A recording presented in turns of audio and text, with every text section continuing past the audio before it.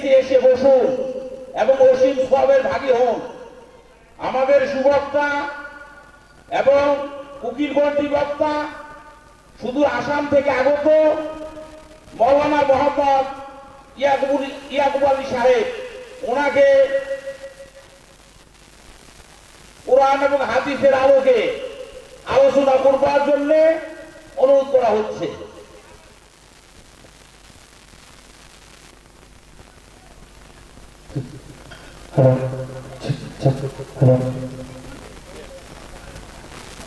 এখন একটু আগে ওনার বক্তব্যের আগে আমাদের যে গজলের সম্রাট তরুণ বুলবুল মোহাম্মদ শামীম আহমেদকে একটি ছোট্ট গজল পরিবেশন করবার জন্য অনুরোধ করছি।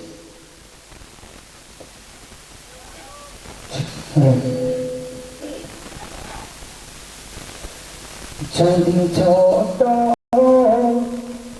একটা পাখি গইতাম, যদি ডানা ওলা পাখি গইতাম,